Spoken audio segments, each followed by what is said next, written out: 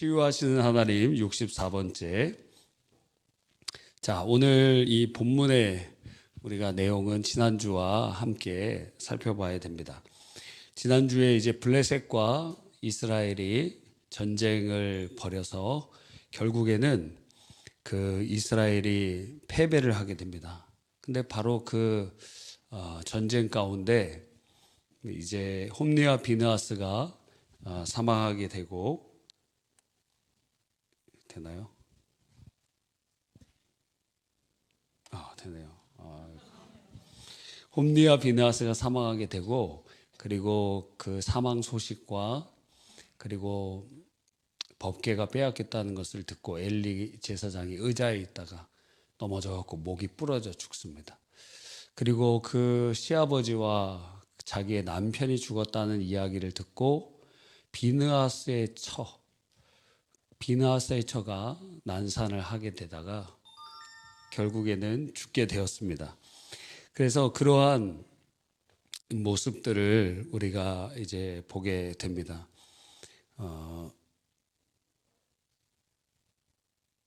처음이라 다음에는 여기를 다 세팅해 놓으세요. 예, 켜 놓으세요. 아시겠죠? 예, 잘 준비해 주시면 됩니다. 좋습니다. 예, 제가 좀 세팅을 하겠습니다.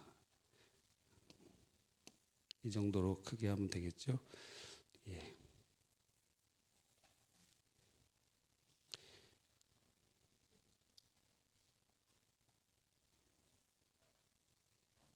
네, 이렇게 하겠습니다.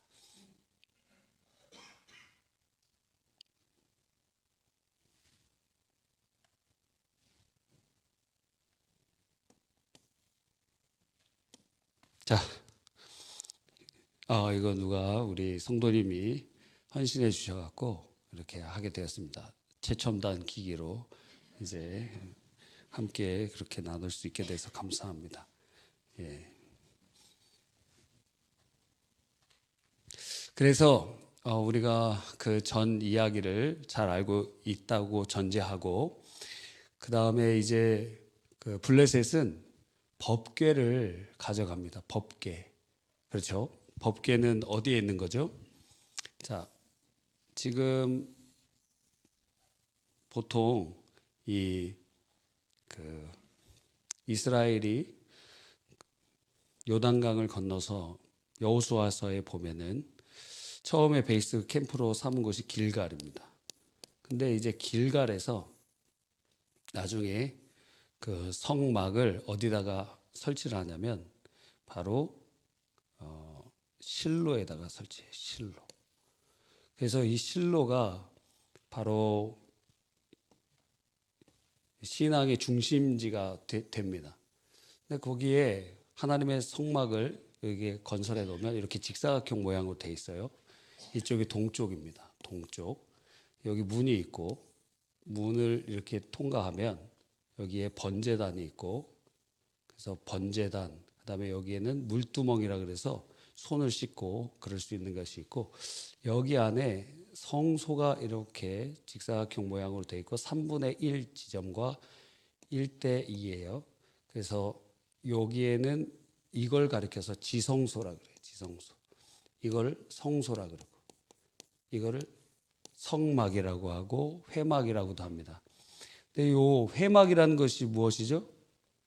미팅 텐트라는 거예요. 만남의 장소라는 거예요. 하나님을 만나는 곳, 주의 임재를 경험하는 곳입니다. 여기에 바로 여기 앞에 뭐가 있느냐? 이렇게 생긴, 이렇게 뾰족 좀 이렇게 생긴 향단이 있어요. 향을 하나님 앞에 올리는 것이고, 여기에는 떡상이 있습니다. 떡상. 하나님 앞에 드리는 진설병. 여기는요, 촛대가 있는데, 촛대는 이렇게 생겼죠. 그래서 7개가 이렇게 연하게 되어 있습니다.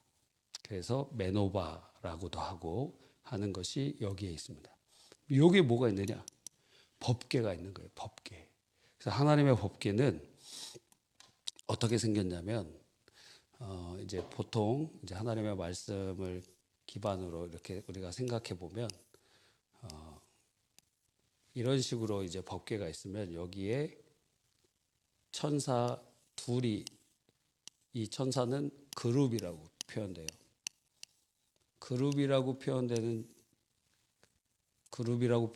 천사는 날개가 보통 4개 정도 있다는 것을 표현하는데, 항상 날개가 4개 있는 것은 아닙니다. 왜냐하면 이 바로 법궤에 있는 요 천사가 날개가 2개밖에 없기 때문에 항상 날개가 4개라고는 할 수는 없으나, 그런데 에스겔서에 보면 하나님께서는 그룹을 타고 나르시며, 그래서 이쪽 그룹과 이쪽 그룹이 날개가 이렇게 연하여 붙어 있는데 하나님이 이쪽에 임재하신다고 생각했어요.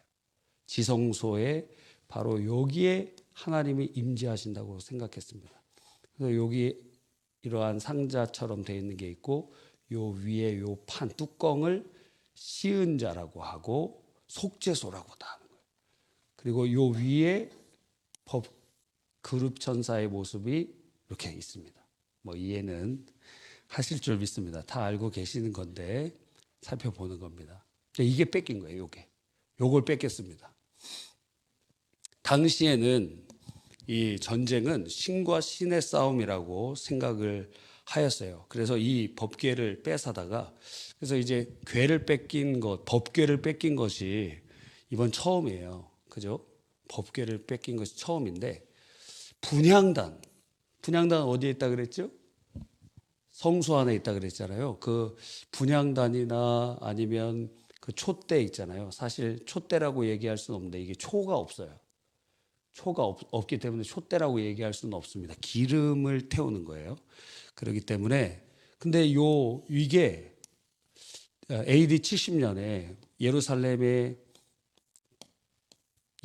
점령당했을 때 로마 군인들이 갖고 간 그 모습이 로마의 그 전승을 치적하기 위한 기록되어 있는 부조라는 것은 한쪽 면에 이 벽화 그림을 새겨 놓은 거잖아요. 그 부조가 남아 있어요. 지금 그렇게 해서 뺏긴 것이 있는데 법궤는 어디 갔는지 몰라요. 그래서 인디아나 존스의 법궤를 찾아서 나오죠. 아직 발견이 안 됐어요. 어디 있는지 모릅니다. 그러나 처음 뺏긴 것을 보면은 어떤 나라에서 가져갈 수도 있어요. 로마에서 갖고 갔을 수도 있습니다. 하여튼 처음 이렇게 법궤를 빼앗겼다는 것은 아주 충격적인 일인데, 왜냐하면 당시에는 신과 신의 싸움이라고 생각했기 때문에 그렇습니다. 그러니까 법궤의 빼앗김은 하나님이 블레셋의 신에게 졌다라고 생각하는 거예요. 왜 홈리와 비느하스가 법궤를 가지고 갔느냐? 하나님이 싸우시는 전쟁이라고 생각했기 때문에. 그러니까 그들은 법궤를 우상처럼 생각해서 우리가 법궤를 가져가면 하나님이 그곳에 함께 계실 것이라는 그러한 착각에 빠지게 된 것입니다. 어떤 연구자는 이렇게 얘기합니다. 고대 근동의 전쟁 관습에 의하면 전쟁에서 승리한 자는 패배한 자의 신을 자기 신이 섬기는 신의 신전에 안치했다는 것입니다. 이는 패배한 자의 신이 승리한 자의 신의 지휘하에 놓여 있는다. 그러면 그 백성들도 이긴 자 밑에 복속하게 되는 종이 된다는 것이죠. 신이 그렇게 되고 그 신을 섬기는 사람들도 그렇게 된다는 거예요. 그러니까 이건 굉장히 중요한 행위였습니다. 그래서 법궤를 가지고 아스돗으로 갔어요. 아스돗. 이 법궤가 이제 몇 군데로 이동하는데, 아스돗. 그 다음 어디로 이동할까요?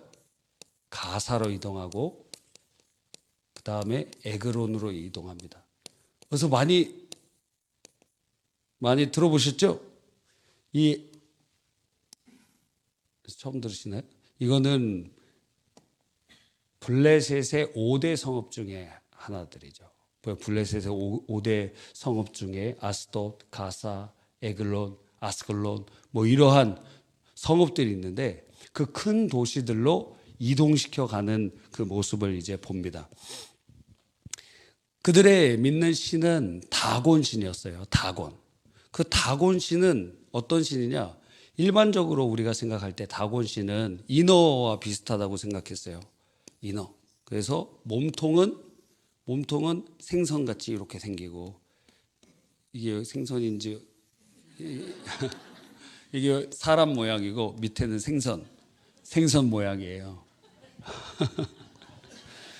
그렇다고 생각을 했어요. 근데 연구자들이 계속 연구해 보니까 이 다곤이라는 말이 곡물과 관련돼 있다. 곡물. 다곤이라는 말은 곡물과 관련돼 있다는 그런 것이 연구 결과가 계속 나오고 있어요. 그래서 이러한 물고기 신이 아니고 곡물과 관련돼 있는 신이 아니냐. 그래서 결국에는 이 다곤 신은 풍요와 번영을 위한 신이었어요. 그리고 어떤 기록에 보면 바알 신의 아버지다, 다곤이. 그렇게 표현되기도 합니다.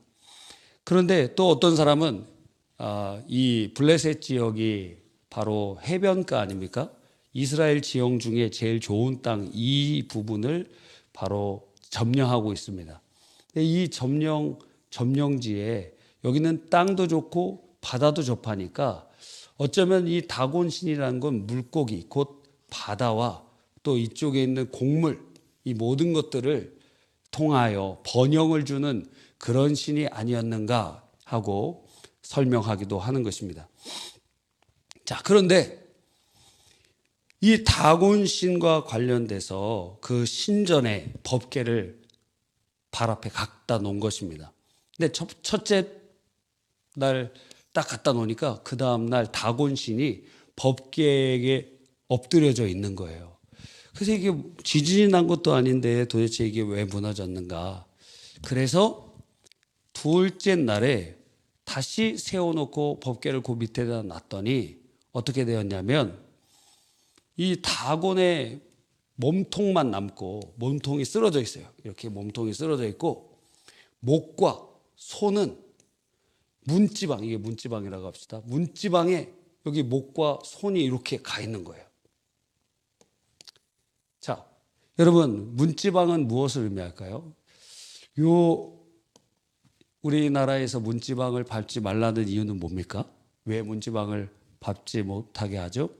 제가 오늘 찾아보니까 이 문지방은 밖과 안을 구분하는 곳, 밖과 안을 구분한대요. 그래서 이곳으로 사람들이 들어왔다 나갔다가 할 뿐만 아니라 복이 들어왔다 나갔다가 한대요. 와, 복도 문을 통해서 오네? 왔다 갔다 하기 때문에 이거 문지방을 밟으면은 밖과 안의 경계가 흐려진다는 거예요. 그래서 저도 오늘 처음 알았습니다. 그래서 이 문지방을 밟으면 복을 잘 못 받는다는 것입니다. 그래서 문지방을 밟지 않고 이렇게 넘어 다녀야 된다는 거예요. 우리 학생들 처음 알았죠? 얘네들은 다 모태신앙이라 이런 거 잘 모릅니다. 저는 문지방을 항상 밟고 지나다녀요. 그리고 집 질 때 사실 문지방 때문에 장애를 갖고 계신 분들이 어려움을 많이 처해요. 문지방 안 만들기 좋아요. 통과할 수 있고 그렇게 할 수 있도록 해야 됩니다. 그런데 당시 고대 근동에서는 이 문지방은 무슨 역할을 하고 있었냐면 요 문지방 밑에 귀신이 있다고 생각했어요. 귀신과 신들이 있다는 거예요. 그래서 문지방을 밟으면 귀신의 머리를 밟으니까 귀신이 화를 낼까요? 안 낼까요? 화를 낸다는 거예요. 귀신이 화를 내기 때문에 귀신이 막 열을 내고 그래서 화를 돋군다는 거예요. 그러니까 이걸 밟으면 안 된다는 거예요. 와, 재밌죠? 그런데 이 문지방을 밟지 않고 동시에 이렇게 한번 생각해 보십시오. 이 귀신이 여기 있어요. 그 사사기에 보면 맨 마지막에 일어나는 아주 비참한 기사가 있죠. 레위인의 첩이 죽는 것입니다. 레위인이 베냐민 도성에 들어갔는데 그 도성에서 어떤 일이 일어납니까? 거기 있던 사람들이 막 행패를 부리고 죽이려고 하는 거예요. 그래서 그 자기 첩을 주고 레위인은 거기 집에서 숨어 있었어요. 그랬더니 그 레위인의 첩을 끌고 가서 밤새 동네에 있는 깡패들이, 불량배들이 강간을 하고, 그래갖고 그 완전히 탈진하고 거의 죽게 되어서 그 남편 있는 곳으로 가려고 첩이 막 기어와서 결국 어디서 죽었냐면 문지방 앞에서 손을 얹고 거기서 죽습니다. 왜 그는 문을 두들기지 않고 문지방에다 했느냐? 요 문지방 아래는 뭐가 있습니까? 귀신이 있잖아요, 귀신이. 그래서 어떤 주석에는 그런 얘기를 하더라고요. 그래서 이들이 아마도 그 여인이 이 문지방에 손을 얹고 거기서 죽은 것은 이 귀신들에게 그것을 어떠한 이유, 도움을 요청한 것 아니냐, 뭐 그런 식으로 해석하기도 하는 것입니다. 그런데 한번 보세요. 그럼 다곤 신이 둘째 날에 몸통만 남겨져 있고, 그리고 손과 머리는 여기에 가 있습니다. 당시에 전쟁에서 승리를 하면 어떻게 하죠? 다윗이 골리앗의 머리를 어떻게 했죠? 잘라버렸습니다.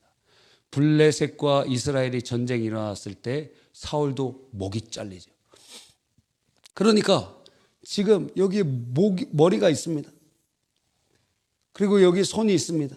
이건 두 가지 의미를 우리가 유추해 볼 수 있습니다. 하나는 하나님께서 이스라엘과 블레셋 가운데 이스라엘은 졌을 수 있지만 이스라엘의 하나님 전능하신 분은 진 것이 아니다. 그 귀신에게 굴복하고 넘어지고 쓰러지신 것이 아니다 하는 것을 말해주고, 그 머리가 잘린 것을 통해서 알려주고, 동시에 손이 여기에 있다는 것은 어때요? 다른 귀신들, 다곤이 나는 못 이기겠어, 다곤이 여기다가 손을 이렇게 얹어 놓더라고 할지라도 여호와의 손에서 그를 구원할 자가 아무도 없다는 거예요. 그러니까 그 모든 신들은 헛되고 아무것도 아니다. 두려워하지 말라.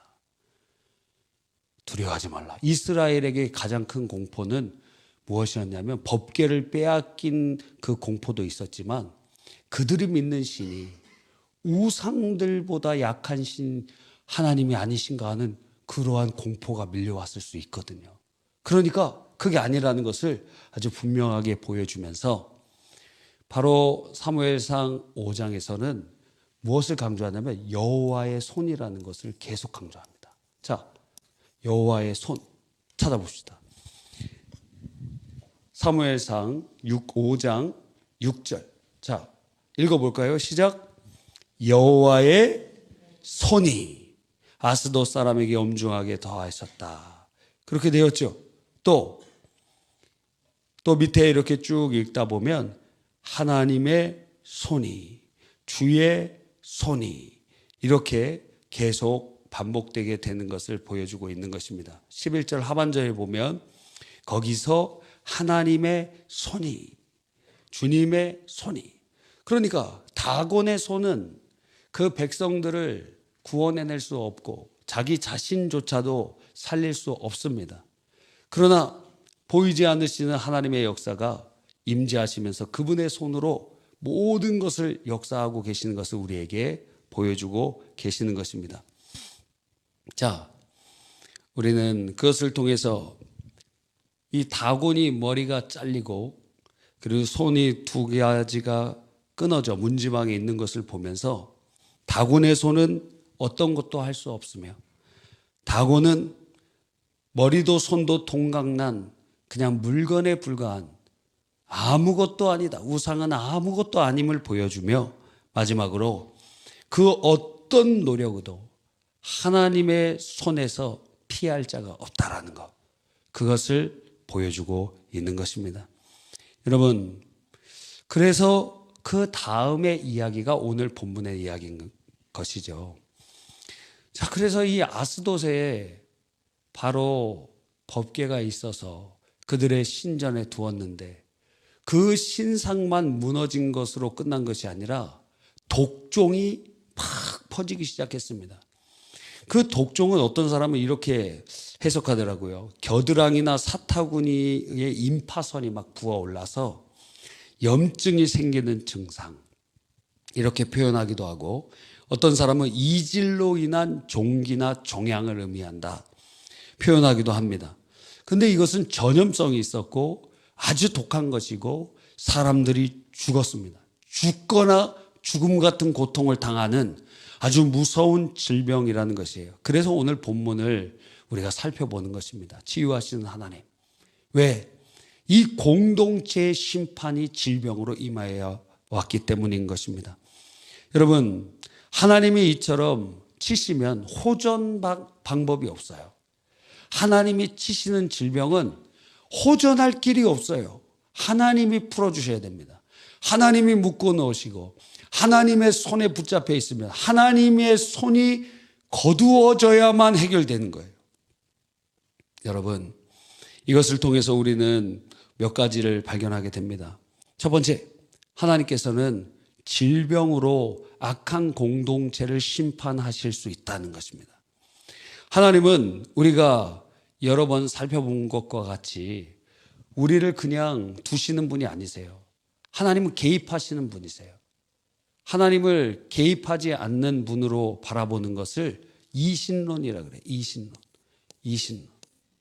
이신론이 뭐냐면 라이프니츠나 이런 사람들이 주장하는 것인데, 하나님은 모든 창조를 해놓으시고 거기에 질서를 부여하시는데, 그런데 그 질서를 넘어 주님이 직접 개입하시는 것은 하지 않는다. 그렇게 하는 거예요. 자연 만물과 모든 것을 하나님이 창조해 놓았다는 거 내가 인정할 수 있지만, 그렇지만 하나님께서 직접 무슨 기적과 무언가를 통해서 그러한 질서 가운데 의도적인 개입이나 이런 것은 있을 수 없다라는 거예요. 그러나 성경은 끊임없이 우리에게 말씀하시기를 하나님이 개입하고 계시다. 우리의 삶도 마찬가지 아닙니까? 하나님께서 우리의 삶을 개입하고 계시는 줄 믿으시기 바랍니다. 여러분의 삶을 개입하고 계세요. 하나님께서 역사하고 계세요. 하나님이 인도해 주고 계시는 줄 믿습니다. 와, 여러분, 우리 청년분은 뭐 이번에 연극 같은 거 하나요? 춤. 우리 교회에서 이렇게 춤을 잘하는 사람이 별로 없는 것 같은데 다들 열심히 댄스를 많이 하는 것 같습니다. 각 교구 기관에도 제가 단연간 본 결과 상당히 춤에 재능이 있는 사람들이 많지 않다. 다른 교회에 다 있는 것 같아요. 우리들은 전도 열심히 하고 다 그래서 막 춤하고 예. 올해 막 춤하신 분은 한 분도 없기를 바랍니다. 자, 그런데 저도 그 주일학교에서 연극을 했어요. 연극. 죽으면 죽으리다 연극을 했습니다. 그 극본은 누가 했느냐? 극본 김현숙 사모님이 극본을 쓰셨어요. 그 타자로 이거 다 치신 거예요. 장장 몇십 분짜리 대작인데 우리는 하다가 중간에 시간이 너무 오버돼서 잘렸습니다. 주일학교에서 잘렸어요. 하다가 잘렸어요. 와. 근데 그 연극에서 저는 누굴 만났냐? 지금의 아내를 만났습니다. 와. 저희 아내가 초등학교 때부터 우리 교회에 왔는데, 초등학교 딱 와서 교회에 왔더니 저희 원미동에 우리가 교회가 있을 때입니다. 그런데 주일학교 학생들이 막 텃세를 부려갖고 쟤 뭐야? 그래갖고 기분 더러워갖고 안 나왔다는 거예요. 딴 교회 다니고 딴 교회에서 전도왕까지 했습니다. 딴 교회 전도왕이에요. 그런데 이제 중학생 돼갖고 다시 교회에 오게 되었습니다. 저도 이제 얼굴은 알고 있었는데 별로 관심이 없었어요. 제 스타일이 아니었거든요. 그러니까 별로 아니 저도 이렇게 호불호가 있지 않습니까? 제가 그렇게 얘기도 못해요? 하여튼 제 스타일이 아니었어요. 그런데 그러한 상황에 있을 때 중학교 고등학교 그냥 다 지났습니다. 그렇죠? 다 알아요. 어떻게 사는지는 알지만 얘기도 거의 안 해봤어요. 중고등학교 때 얘기한 적 있나요? 직접 우리가 얘기한 적 있나요? 그렇게 대화를 한 적이 없어요. 그리고 제 아내는 그 찬양단이었거든요. 그래서 저는 찬양단의 별로 찬양단원들을 그렇게 호의적으로 보지 않습니다. 중고등학교 찬양단이 지네들끼리나 놀아. 지네들끼리만 뭐예요? 당. 악하게 얘기해 보면 지네들끼리만 뭐요? 아니 뭐 전도도 안 해. 그냥 지네들끼리만 그냥 띵가 하고 뭐 엄청 막 은혜로운 것도 아니고. 근데 당시에 찬양단 애들은 그래도 교회 와서 기도했어요. 1시간씩. 중학생들 막. 다 한 건 아니지만. 그리고 지네들끼리 막 모이고 안 입고 와갖고 저는 중고등부를 잘 나가지 않았습니다. 중학교 때까지 열심히 하다 고등학교 때는 아예 그냥 주일학교에 올인해갖고 주일학교 교사로 열심히 봉사를 하고 이 중고등부 찬양단 별로 쟤네들은 별로 그렇게 좋아하지 않았어요. 그래서 처음 대화를 했던 그 수동기도원에 갔는데 그때 비가 막 엄청 왔습니다. 와, 600mm 정도 넘게 왔어요. 670 몇인가 이렇게 왔어요. 비가. 엄청나게 비가 많이 와갖고 거기 막 다리까지 물이 막 차고 그랬습니다.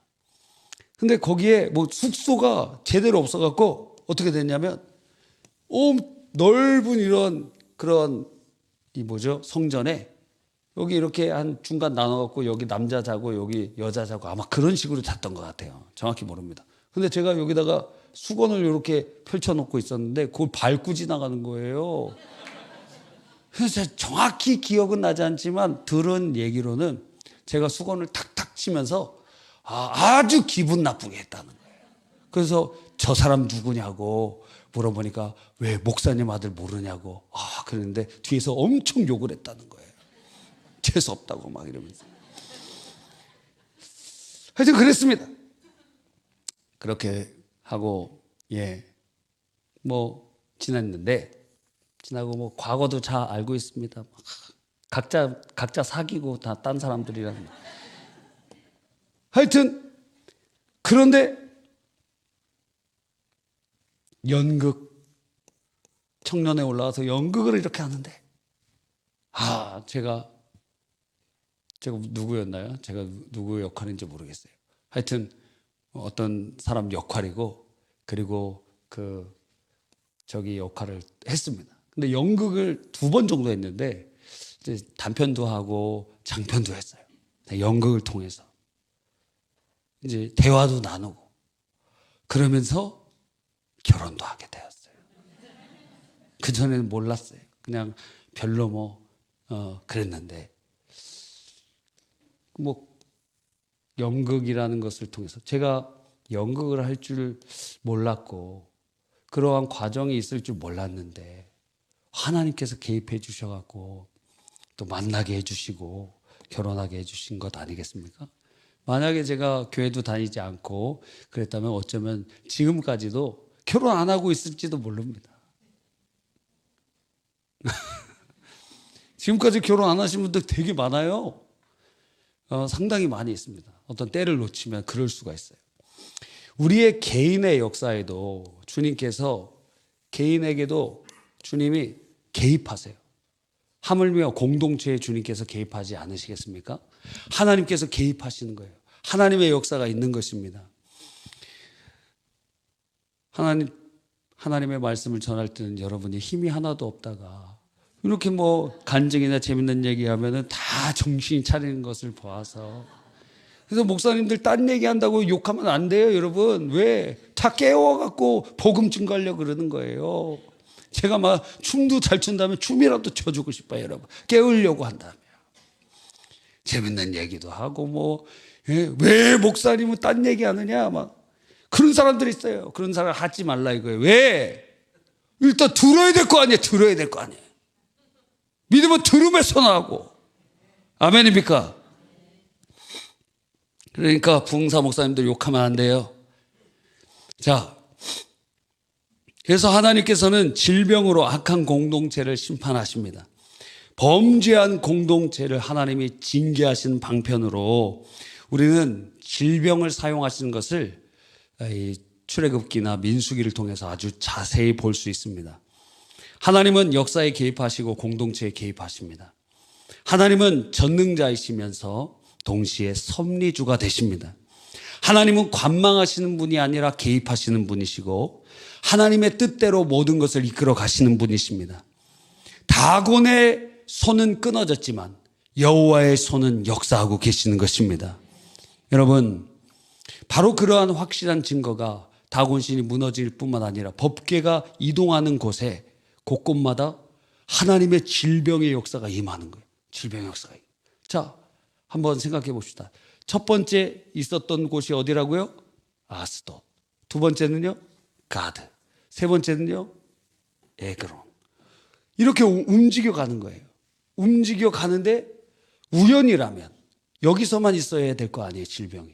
근데 이곳에도 임하고 이동했던 이곳에도 질병이 임하고 이동했던 이곳에도 질병이 임하는, 그래서 하나님의 손이 개입하시고 역사하시는 것을 보여주고 있다는 것입니다. 그래서 공동체에 그 나라에 혹은 전 세계에 질병이 도는 것을 우리는 자세히 살펴봐야 됩니다. 왜? 하나님의 징계로 임할 경우가 있기 때문에. 왜? 머리카락 하나도 하나님의 뜻이 아니면 떨어지지 아니하는데 사람이 한 명 죽는 게 아니고 코로나로 500만 명, 600만 명이 죽었는데 그런 일이 우연입니까? 저는 예고편이라고 봅니다. 그래서 여러분의 삶 속에 살아있을 경우에 그런 일이 없기를 바라지만 이 코로나와 같은 확산 속도와 그러나 그거보다 훨씬 높은 치사율을 가진 질병은 시간의 문제이지 반드시 옵니다. 그래서 많은 과학자들이 두려워하고 있는 거예요. 시간의 문제이지, 여러분, 시간의 문제이지 반드시 옵니다. 이것을 그래서 기도해야 돼요. 질병들이 얼마나 창궐하는지 모릅니다. 하나님께서는 질병으로 악한 공동체를 이렇게 치실 때, 그러면 우리는 잘 알고 있죠. 하나님이 치실 때 어떻게 해야 됩니까? 회개해야죠. 자, 블레셋 사람들이 몇 번에 걸쳐서 회개할 기회가 있었죠. 처음에 기회가 무엇입니까? 바로 아스돗에서 다곤 신전에 법궤를 두었을 때, 그것이 딱 넘어졌을 때 바로 보냈어야죠. 근데 안 보내. 두 번째 넘어지고 절단 나니까, 그러니까 어떻게 해요? 그래도 안 보내요. 그리고 가사로 보내고 에그론으로 보내는 일을 한다는 것입니다. 기회가 있었다는 거예요. 회개할 기회를 놓치고 시간이 늘어나면 늘어날수록 훨씬 더 많은 피해가 이루어지게 되는 것을 보는 것입니다. 왜 그들은 보내지 못했는가?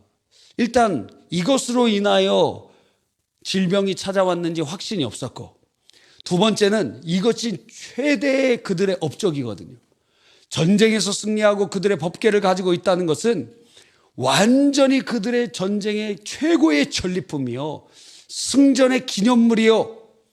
이것은 오히려 이것을 돌려주면 이스라엘은 사기가 오르고, 이봐라, 하나님께서는 살아계셔서 법궤를 그들이 빼앗아가도 다시 법궤가 돌아왔다. 우리에게 다시 기회를 주시는 것이다. 하나님 살아계신다. 오히려 이스라엘의 사기를 높이는 그러한 도구가 될 수 있다라는 거예요. 그러니까 그들이 이 법궤를 최대한 사수하려고 하였던 것입니다. 여러분, 그래도 돌려보내야죠. 안 그러면 죽는데. 우리도 마찬가지입니다. 한 번 맞을 때 빨리 회개해야죠. 그런데 중병이 들어서야 겨우 주님께 돌아오는 사람들이 있습니다. 아니, 중병에 들어서 돌아올 수 있다면 그 사람 복받은 사람입니다. 그런데도 못 돌아오는 사람들도 있어요. 수많은 사람들이 많아요. 마지막 세 번째로, 자, 그렇다면 가장 지혜로운 일은 무엇일까요? 가장 지혜로운 것. 자, 첫 번째는 돌려보내는 것입니다. 자, 돌려보내는 것. 그런데 그 돌려보내는 것은 임시방편이라는 거예요. 왜? 그들이 지금 찾아오는 독종은 피할 수 있어요. 그러나 뭔 피할 수 없죠? 지금 이렇게 독종이 막 퍼지고 사람들이 아파하고 죽어가는 거 피할 수 있어요. 법궤를 돌려가면. 근데 그것도 100% 확신할 수 없습니다. 왜? 법궤를 돌려줘도 그것으로 우리가 치유함을 받을 수 있는가? 여호와의 그 진노를 누그러뜨릴 수 있는가는 또 다른 문제이기 때문에 그래요. 그럼에도 불구하고 만약에 법궤를 돌려줘서 그들이 고침을 받을 수 있고 질병이 퍼지지 않는다면 그거 돌려줘야 되지만, 그러나 그건 임시적인 거예요. 왜요? 결국에는 이들이 죽을 것이기 때문에. 왜? 한 번 죽는 것은 정하신 것이요, 그 후에는 심판이 있기 때문에 일시적이라는 거예요. 그렇다면 근본적인 일이 무엇입니까? 법궤를 돌려주면서 한번 생각해 보세요. 아니, 다곤신이 다 절단나고 목이 잘리고 손이 잘렸으면 아무것도 아니라는 거면, 그러면 그들의 신을 버리고 하나님께로 그들의 신을, 하나님을 영접해야 되지 않겠습니까? 이것이 근본적인 거예요. 우상을 버리고 여호와 신앙으로 돌이킬 수 있는 기회를 주셨다는 거예요. 이걸 가리켜서 구약의 하나님의 선교라는 거예요. 하나님께서는 구약 시대에도 선교하고 계셨습니다. 하나님은 선교 위에서 누구를 세우셨냐? 이스라엘 백성을 세우신 거예요. 이스라엘. 그래서 이스라엘을 가리켜서 제사장 나라라고 말씀하고 계시는 것입니다. 제사장은 무엇을 합니까? 죄인과 하나님을 중보하는 역할을 제사장이 하는 것입니다. 그래서 이스라엘은 하나님께서 이스라엘에게 특별한 은혜를 베풀어 주셔서 이방 민족에게 복음을 증거하고 그들이 하나님께로 돌아와 이제는 하나님을 섬길 수 있는 선교적으로 부름받은 나라였다는 거예요. 그런데 이스라엘이 선교하지 않습니다. 이스라엘이 자기의 우월의식만 갖고 모든 이방인들을 거의 동물처럼 취급합니다. 전도하지 않아요. 선교하지 않아요. 그러니까 하나님께서 구약에 하나님의 선교를 하나님이 직접 하시는 것입니다. 애굽에는 어떻게 하셨죠? 10가지 재앙을 통해서 너희들이 섬기는 그 신들, 그거 전부 다 아무것도 아니야. 내가 참 하나님됨을 보여줄게. 나일강이 피가 되고, 그리고 개구리, 그거 전부 모든 그들이 믿고 있던 신들이라고 생각했던 모든 것들, 그들이 최고로 섬겼던 신이 라, 빛의 신인데 어때요? 주님께서는 10번째 재앙, 9번째 재앙, 어둠을 탁 비추면서 그 라도 아무것도 아님을 보여주시고, 그리고 그들에게 가장 귀한 첫째 난 장자들, 생명을 주관하는 신, 그들이 있는데 그것도 아무런 그들을 보호해 줄 수 없다. 오직 여호와만이 참 신이심을 10가지 재앙을 통하여 애굽에다가 하나님의 선교를 하신 거예요. 홍해 사건을 통하여 하나님의 선교를 하신 것입니다.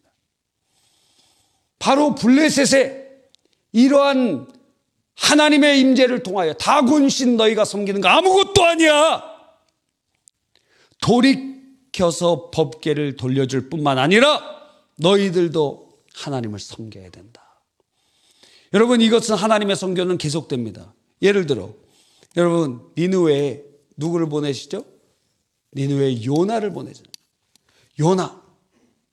제가 이렇게 다 쓰지 않는 것은 글씨를 잘 못 쓰기 때문에 한 글자만 보면 그래도 낫잖아. 요나를 보내신 거예요. 왜? 그냥 멸망하게 두시지. 그런데 주님은 요나를 보내셔서 니느웨, 지금의 이라크 모술이라는 곳 회개하도록 주님께서 역사하시는 것입니다. 왜요? 하나님의 선교예요. 자, 다니엘이 다리오 왕 때 사자굴에 들어갔습니다. 그냥 안 죽었어요. 그래서 다리오가 어떻게 알죠? 하나님이 진짜 살아계시는구나. 바로 사자굴 사건을 통하여 하나님 자신의 위엄을 드러내시는 것입니다. 다니엘의 세 친구가 불에 들어갑니다. 그런데 그곳에 3명이 들어갔는데 하나님의 아들 같은 한 분이 더 들어가서 4명이 있는 거예요.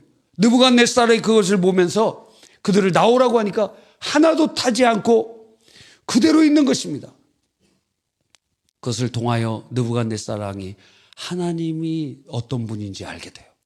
그래도 깨닫지 못하니까 주님께서 그에게 정신질환을 7년 동안 주시는데, 그래서 벌거벗고 풀을 뜯어먹는 소처럼 그렇게 7년 동안을 생활하다가 때가 참에 7년이 지나니까 정신이 멀쩡해지면서 무엇을 깨달아요? 하늘의 하나님을 내가 찬양하노라. 그것이 무엇입니까? 구약의 선교라는 거예요. 누가 하세요? 하나님이 직접 하신다 이거예요. 하나님이 주체가 되셔서 구약 시대에도 주님께서는 이방과 열방에 하나님의 영광을 드러내시기를 원하셨다는 거예요. 모든 민족에게 주님은 복음을 증거하시기를 원하셨다는 것입니다. 할렐루야. 그런데 이스라엘이 전하지 않아요? 그러니까 이제 예수님이 이 땅에 오셔서 보시니까, 하나님께서 보시니까 이방인들은 자기의 죄로 말미암아 망하고 우상 숭배하고 망하고, 이스라엘 백성들은 어때요? 이스라엘 백성들은 하나님의 말씀을 오해해서 구약 성경의 구약 성도들도 오실 메시아를 바라보면서 믿음으로 구원받는 거거든요. 아브라함이 무엇으로 구원받았습니까? 믿음으로 의롭다함을 받지 않았습니까? 그러니까 구약에도 믿음으로 구원받는 것인데 이들은 그것을 버리고 행함으로 구원받는 줄 알고 하나님을 오히려 잘못 섬기게 되었습니다. 결국에는 그래서 주님께서 이 땅에 오실 수밖에 없으셨던 것이죠. 예수님이 이 땅에 오셔서 구원의 역사를 이루어 가시는 것입니다. 그래서 이방인들에게 그리고 이스라엘 모든 백성들에게 주님께서 복음을 증거하시며 모든 민족에게 복음을 증거하시며 구원의 역사를 이제는 교회와 우리를 통하여 이루어 가신다는 거예요. 여러분, 놀라운 것입니다. 가장 지혜로운 일이 무엇이냐? 법궤를 돌려보내는 거, 그거 중요한 일이죠. 그러나 임시적인 거예요. 제일 중요한 거. 왜 우리가 신앙생활을 하는데도 계속 제자리로 돌아오느냐? 많은 사람들이 신앙생활이 이렇게 잘하는 사람 거의 없습니다. 거의 대부분의 사람들이 예수님을 믿고 팍 은혜 받았다가 이렇게 됩니다. 대부분의 사람들이 이렇게 돼요. 그리고 어떤 사람들은 이렇게 됩니다. 신앙생활 했다가 은혜 받았다가 다시 실족했다가 다시 신앙생활 했다가 다시 어떨 때는 푹 떨어졌다가 다시 올라왔다가, 그래서 이것을 평균을 내보면은 제로에 제로. 결국에는 성장한 것이 없는 것처럼 보이기도 하는 것입니다. 이유가 무엇인가 살펴봤어요. 몇 가지 이유를 댈 수 있습니다. 여기서 성장했다가 멈춘 사람들의 특징은 버리지 못한 죄가 있을 경우에 이러한 정체 현상이 죽을 때까지 갑니다. 대표적인 게 미워하는 사람을 용서하지 않는 것. 그래서 내년에 여러분 마음의 원수를 해결하면 이렇게 정체되어 있던 여러분의 신앙생활은 상승곡선으로 다시 바뀌게 될 것입니다. 어느 순간 우리가 예수님 믿고 나서 기도할 때 막 응답도 잘 됐잖아요. 기도해도 그냥 지나가면서도 그냥 하나님 저 이거 읽고 싶어요. 그러면 바로 하나님이 응답해 주시고 역사가 일어나고, 하나님께서 막 은사도 주시고 하나님의 놀라운 역사들이 신앙생활 초기에 막 많이 나타났는데 어느 순간에 이렇게 되는 거예요. 왜? 버리지 못하고 해결하지 못한 죄들이 그 마음속에 있기 때문에. 그러면 그때로부터 하나님의 은총이, 하나님의 축복과 은사가 멈추게 됩니다. 여기에 멈춘 상태에 있어요. 신앙생활을 하다 보면 수많은 사람들이 그 상태에 있는 것을 깨닫게 됩니다. 또 무엇이 이 성장을 막느냐? 매일 경건 생활을 하지 않는 사람들. 그런 사람들은 어떻게 돼? 요 그래프로 갑니다. 매일 경건 생활을 하지 않으면 시험에 빠져. 요 사람들은 그래도 주일 성수도 하고 뭔가 경건 생활 하려고 해. 그러나 이 사람들은 어느 날 왔는데 은혜 받아갖고 막 열심을 냅니다. 막 열심을 하고 봉사도 하고. 그런데 예를 들어 청년들이라고 하면 헤어졌어. 그럼 팍 떨어져갖고 어디 갔는지도 몰라요. 주일학교 교사도 막 내팽개치고 막 찬양단 그것도 막 내팽개치고 그냥 그래요. 헤어지면 믿을 수가 없어. 그래갖고 팍 떨어집니다. 그러다가 또 은혜 받아갖고 수련회 가갖고 또 은혜 막 충만히 받습니다. 근데 수련회나 선교 가면은 은혜만 받아야 되는데 또 거기서 눈이 맞아갖고 또 연애 막 연애하다가 또 헤어져 팍 떨어져갖고 그러다가 어떤 이제 남자 청년은 군대 가갖고 신앙생활 지키기 어렵잖아요. 거기서 그냥 팍 떨어지고 어떤 사람은 결혼해갖고 불신자랑 결혼해갖고 팍 떨어지고 그렇게 하다 보니까 그 신앙은 올라갔다 내려갔다 평균 내보니까 제로야. 성장한 게 없어요. 그래서 매일의 경건 생활이 되게 중요하고, 자, 매일의 경건 생활을 가지면 이렇게 상승곡선합니다. 매일 말씀을 여러분이 묵상하고 그대로 순종하려고 그러면 믿음이 성장합니다. 교회에서 제일 많이 빠르게 성장하는 성도들을 보면은 새벽 기도 나온 사람들이에요. 왜? 새벽 기도 나와서 아침에 매일 말씀을 읽고 기도하잖아요. 그러면 점진적으로라도 이렇게 성장합니다. 점진적으로라도 이렇게 성장해. 그런데 어느 순간에 멈춰. 이걸 해결해야 되는 거예요. 여러분 안에 쓴뿌리가 있고 해결되지 않는 무엇인가가 있다라는 것입니다. 그것의 대표적인 것은 오래된 죄인데 그 죄는 미워하는 거예요. 시어머니 미워하고 시아버지 미워하고 남편 미워하고 아내 미워하고 그리고 형제들 미워하고 많이 있습니다. 직장 상사 미워하고 그러면서 그 버리지 않는 죄가 그 사람을 정체시키는데 무엇이 정체되느냐? 여러분의 하나님이 주시는 복의 문이 닫혀요. 그리고 여러분의 영적인 성장의 문이 닫혀요. 그리고 여러분에게 하나님이 주신 은사의 문이 닫혀요.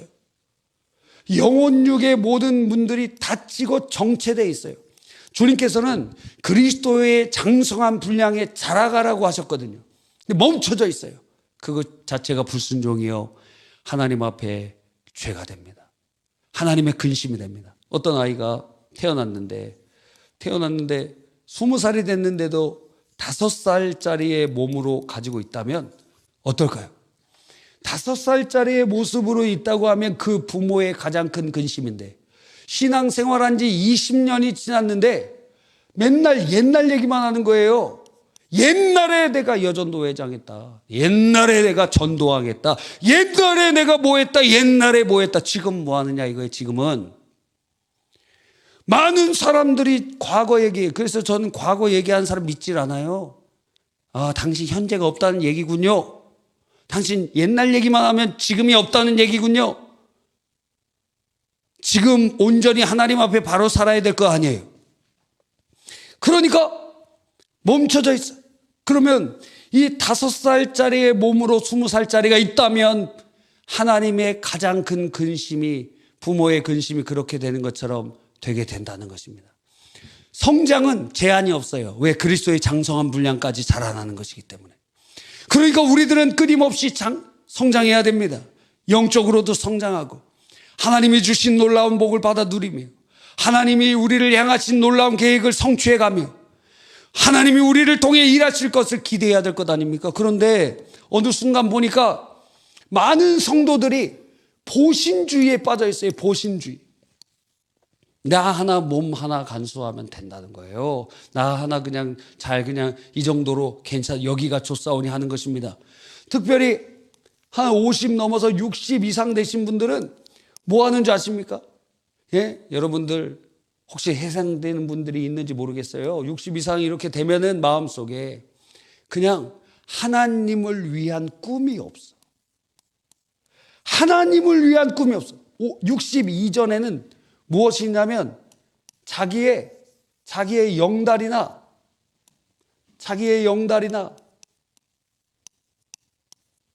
무슨 말인지 모르겠죠? 예, 네이버 사전에서 찾아보면 돼요. 영달이 무슨 말인가? 예, 영달이란 말이 있어요. 자기의 유익과 자기의 높아짐과 자기의 이익과 모든 것들 그거를 추구하고 60 이상 되면 그런 거는 덜 추구하는데 뭐가 없어요? 꿈이 없어. 꿈이 없어요. 여러분 꿈은 뭡니까? 자, 60 이상 되신 분 손 들어보세요. 와, 여기 많이 계십니다. 손 내리세요. 여러분의 꿈이 뭡니까? 꿈이 뭐예요? 주님은 삼손의 일기를 보았을 때, 모세의 일기를 보았을 때 죽기 직전까지 하나님은 우리를 통해 하실 일이 있습니다. 여러분을 통해서 하실 일이 꿈으로 우리에게 주시는 거예요. 이 꿈이 없어. 꿈이 없는 백성은 망한 백성이요, 죽은 사람과 마찬가지예요. 살아있으나 죽었어요. 교회 왔어요. 그냥 지금 상태, 그냥 뭐 큰 영달도 안 받아요. 그래도 60 이상 되신 분은 막 엄청 큰 응답을 바란 그런 것도 없어. 그냥 병 안 걸리고 안전하게 이렇게 살다가 편안하게 죽는 게 그 기도 제목 1번이에요. 그래서 봄날에 춥지도 않고 덥지도 않는 날에 장례식이 이루어지게 하여 주시고, 죽을 때 그렇게 많이 아프지 않고 9988 234 되게 하여 주시옵소서. 99세까지 팔팔하게 살다가 2, 3일 아프고 죽게 하여 주시옵소서. 꿈이 없어. 꿈이 없어요. 보신주의. 살았으나 죽은 자에 지금 천국 가야 돼. 그런 사람들. 하나님께서는 오늘 주님께로 품에 안길 그 전까지 하나님 우리를 향하신 계획을 가지고 계세요. 하나님 우리를 향한 꿈을 가지고 계세요. 하나님 우리를 통하여 역사하시길 원하신다는 거예요. 하나님을 향한 꿈이 없는 자, 새소식반 교사가 되시길 바랍니다. 그럼 꿈이 생겨요. 어린이 전도에 꿈이 생겨요. 그러니까 교회에서 어떤 사람은 이렇게 얘기해요. 목사님 또 막 힘들게, 우리들 이렇게 힘들게 뭐 새소식반을 해야 되고 뭐 힘들게 뭐 이런 것도 하고. 여러분한테 같이 꿈을 꾸고 하나님의 비전에 동참하게 하고, 그게 담임 목사의 사명입니다. 살았으나 죽은 자들에게 하나님의 꿈을 보여주고 하나님의 꿈에 동참케 하라. 하나님 우리를 통하여 하실 일들이 있고, 우리는 주님의 품에 안기기 직전까지 하나님의 일을 하다가 현역으로 주님의 품에 안겨야 되지 않겠습니까? 모세가 그랬고, 여호수아가 그랬고, 삼손이 그랬고, 모든 사람들이 마지막까지 주님의 꿈을 품고 달려갔습니다. 보신주의를 깨트려야 돼요. 세술병 가서 개척하고, 그리고 거기 전도하면 막 사람들이, 경찰도 오고, 거기 동네 사람들이 막 욕하기도 하고, 엄마들이 막 째려보기도 하고, 막 찾아오기도 하고, 욕하기도 하고, 별짓 다 있습니다. 그런데 어때요? 하나님께서 여러분을 통하여 놀라운 일을 일으키시는 줄 믿으시기 바랍니다. 주를 위하여 핍박받는 자, 천국이 저희 것이며, 여러분 확실히 구원받은 사람이에요. 복음을 위해 박해받잖아요. 확실히 구원받은 사람이에요. 천국이 여러분의 것입니다. 그런데 교회 다니는데도 박해가 하나도 없어요. 교회 다니는데도 그냥 보신주의, 그냥 안정하고 교회 와서 말씀 듣고 그냥 신앙생활 깨끗하게 하는 것 같은데 살았으나 죽은 자입니다. 하나님께서 우리를 통하여 지금도 역사하고 싶어 하시는 것입니다. 그러니까 우리는 이 세 번째의 모습을 보면서 깨닫는 것이 무엇이죠? 하나님께서도 일하고 계신다. 예수님 말씀하시죠. 하나님이 일하시니 나도 일한다. 안식일에 왜 쉬지 않느냐? 하나님도 쉬지 않으셨느냐? 그랬더니 예수님께서 그거 너희를 위하여 주님이 그렇게 말씀하신 것이다. 하나님 지금도 일하고 계시다. 그러니 나도 일한다. 주님께서 말씀하고 계시는 것입니다. 여러분, 하나님께서는 지금도 일하고 계십니다. 구약 시대에도 하나님의 선교를 하셨고, 지금도 이제는 우리를 통하여 그 일을 이루어 가시길 원하고 계시는 것입니다. 모든 민족으로 제자를 삼아라. 아버지와 아들과 성령의 이름으로 세례를 주고 내가 분부한 모든 것을 가르쳐 지키게 하라. 볼지어다 내가 세상 끝날까지 너희와 항상 함께 있으리라. 여러분, 그러니까 우리들은 가장 지혜로운 사람은 누구냐? 회개하고 그걸로 끝나는 것이 아니라 바로 우리의 우상을 버리고 온전히 주님께 쓰임받는 사람이 되는 것입니다. 여러분 안에 이것이 버려지지 않으면, 죄가 버려지지 않으면, 어떤 사람은 위에 올라갔다 내려갔다 이런 신앙생활하고, 어떤 사람은 올라갔다가 정체되어 있는 신앙생활 하는데, 그런데 이제 우리 마음 안에 우상을 무너뜨리고, 보신주의 무너뜨리고, 영달주의 무너뜨리고, 번영주의 무너뜨리고, 우리가 주님의 꿈이 내 꿈이 되고, 주님의 생각이 내 생각이 되고, 주님의 비전이 내 비전이 될 때 여러분의 눈에서는 빛나고 하나님의 영광이 여러분을 통하여 이루어지고 하나님께서 기뻐 받으시는 제사장의 사명을 감당하게 되는 것입니다. 여러분, 주님께서는 그들에게도 이미 구약시대에도 그러한 일들을 이루어 가시는 줄 믿는 것입니다. 크리스마스를 앞두고 우리가 해야 되는 일이 무엇입니까? 바로 그래서 복음 증거하는 것입니다. 계속 행사들이 있어서 크리스마스 준비하는데 시간이 되게 부족하죠. 그렇죠? 크리스마스 준비 한 2주 전부터 하신 분들 거의 없습니다. 이번 주부터 시작한 데가 대부분이에요. 그러니까 상당히 퀄리티가 높지 않을 것이라고 예상이 되잖아요. 너무 막 있어. 크리스마스 끝나고도 또 있어.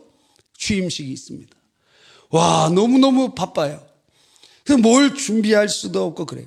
그런데 여러분이 수준이 높으면 이방 사람들이 보러 와요. 수준이 높으면. 그래서 왜 외국에서 클래식 연주할 때 그 다 예를 들어 바흐가 그 교회 음악사였잖아요. 그러니까 거기 다 내용이 하나님 찬양하는 그런 거 있어요. 근데 불신자들도 그거 연습해. 왜? 수준이 높으니까. 여러분이 수준이 높으면 이방 사람들이 올 수 있는 매개체가 됩니다. 근데 왔는데 막춤이나 막 추고. 그러니까 우리는 수준을 높이기가 상당히 어려운 체제를 가지고 있기 때문에 어떻게 해요? 그래서 선물을 막 쏘는 겁니다. 선물을. 이번에 선물을 얼마나 사는지 모르겠습니다. 하여튼 선물을 막 쏘는 거예요. 그냥 오면 그냥 한 절반은 다 받아가질 수 있도록. 크리스마스는 당일날 오면 선물 또 줘요. 뭐 달력 줍니다. 달력. 뭐든지 올 수 있는 그러한 역사들을 일으켜야 되겠죠. 그런데 자, 우리가 수준이 부족하고 선물도 뭐 탐탁치 않고 그렇다. 그러면 전도해야지. 크리스마스 날보다 더 귀한 전도의 계기가 될 때가 어디에 있습니까?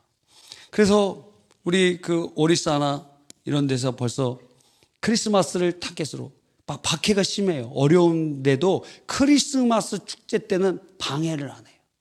그러니까 그때를 기점으로 복음을 증거합니다.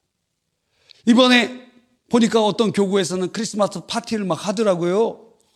야, 아이들을 막 모아서 지금 12월 달인데 크리스마스 막 파티를 하고 거기서 막 재밌게 이렇게 하고 그러면서 복음을 증거하고 하는 걸 보면서 참 훌륭하다.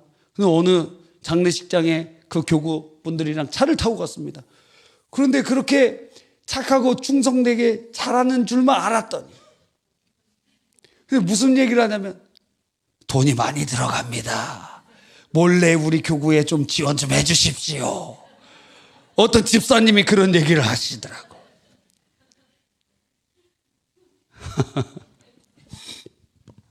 여러분, 오늘 말씀을 정리해 봅시다. 하나님께서는 질병으로 악한 공동체를 심판하십니다. 혹시 우리 가정에, 혹시 우리나라에, 혹시 이 세상에 하나님께서 지금 무엇인가 역사하고 계시지 않습니까? 하나님의 손이 임하고 있지 않습니까? 하나님의 손이 임재하고 있지 않습니까? 성도들은 깨어서 분별해야 될 줄 믿습니다. 그럴 때 어떻게 해야 돼요? 가까운 방편으로는 회개하는 것이고, 그리고 근본적인 것은 우리 안에 있는 우상을 제거해야 됩니다. 내가 하나님보다 더 사랑하는 것, 그거 버려야 돼요. 하나님보다 내가 더 의지하는 것, 그거 버려야 돼요. 그게 근본적인 겁니다. 그래서 올라갔다 내려갔다 이거 뭘 이야기하려고 그랬냐면 이런 사람들의 마음 가운데는 우상이 있는 경우가 있어요. 하나님보다 더 사랑하는 거. 그래서 그런 사람들은 뻔해. 그런 사람들은 올라갔다 내려갔다 그 인생이 그렇게 돼. 그래서 우리 안에 근본적인 문제를 해결하라. 그래서 우리 안에 질병을 치유하기 위해서도 회개하는 거 맞아요. 중요하죠. 그래서 우리가 철저히 회개해야 되지만 그런데 더 깊은 근원으로 들어가 보면 우리 안의 우상을 철거하지 않는 이상 다시 재발할 수 있습니다. 다시 생겨날 수 있습니다. 그래서 예수님께서 병 고친 사람에게 가서 다시는 죄를 짓지 말라. 더 큰 병 생길 수 있다고 주님 말씀하셨어요. 여러분, 우상이 제거돼야 돼요. 우리 안에 있는 우상이 누굽니까? 어떤 사람은 배우자가 되는 거예요. 그러면 아브라함이 자기 누이라고 2번이나 속였어요. 여러분, 남편이 자기 살려고 여러분을 누이라고 2번 속이면 같이 살 수 있습니까? 이혼하지? 사라는 목숨 걸고 아브라함 따라왔고 사랑했는데, 사랑한 아브라함은 자기 살려고 자기 아내 2번이나 팔았어요. 그럼 무엇이 깨졌죠? 남편을 의지하는 게 깨져버린 거예요. 남편 의지한 게 깨져버린 거예요. 자녀 의지하고 있습니까? 어떤 사람은 앉으면 자기 자녀 얘기만 해요. 막 자기 자녀 칭찬만 해요. 예? 아니, 저기 옆에 있는 애는 잘 못하고 있는데 그 부모는 유구무원이잖아요. 이게 스트레스가 돼. 그 자녀가 우상이 되었어요. 어떤 사람은 자기 건강, 나는 건강 하나는 책임질 수 있습니다. 저는 마음속으로 웃어요. 조금만 기다리십시오. 그렇게 자기 자신하는 건강 하나님 꺾으십니다. 하나님 은혜라고 고백해야지. 하나님이 은혜 주셔서 내가 건강하다고 얘기해야지. 내가 맨날 하루에 2시간씩 운동하고 내가 맨날 뭐 이렇게 하고 좋은 것 먹고 꺾일 날이 옵니다. 항상 주님 의지해야 돼요. 그래서 우리 안에 있는 우상이 해결돼야 근본적인 문제가 해결되는 것입니다.